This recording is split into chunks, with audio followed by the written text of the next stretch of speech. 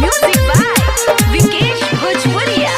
बिना वाली मैया है बिना वाली माँ, बलका पे अपना देखावा तेरे माँ। हर साल दुआरा पर मुराती तोहरा बैठैबा हे मैया, सालो सालो दुआरा पर मुराती तोहरा बैठैबा हे मैया।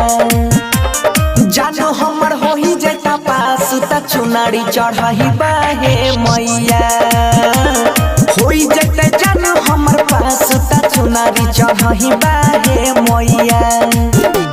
सालो सालो दुआरा पर मुराती तोहरे बैठैबा हे मैया, हर साल दुआरा पर मुराती तोहरा बैठैबा हे मैया। होई जैते रनिया पास त चुनारी चढ़ैबा हे मैया, जान हमर होई जैता पास त चुनारी चढ़ैबा हे मैया।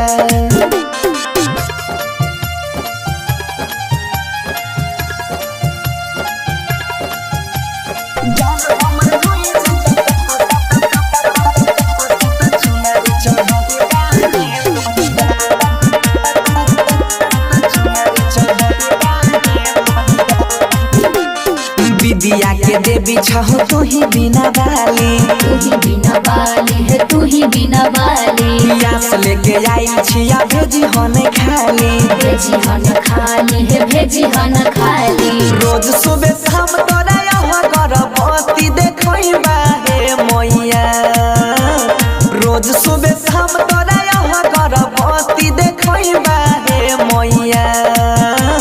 जानो हमर होही जैता पास त चुनारी चढ़ैबा हे मैया, होई जैता जानो हमर पास त चुनारी चढ़ैबा हे मैया।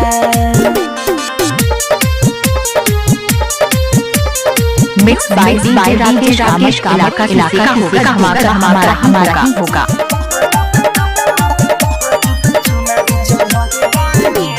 श्रद्धा से मैया लगैन छिया आस हे, लगैन छिया आस है लगैन छिया आस है। तोरी हाने हमारा तहु विश्वास हे, ताहु विश्वास मैया ताहु विश्वास है। राही तोरा सोनू बनसी से पचड़ा गबैबा हे मैया, राही तोरा सोनू बनसी से पचड़ा गबैबा हे मैया।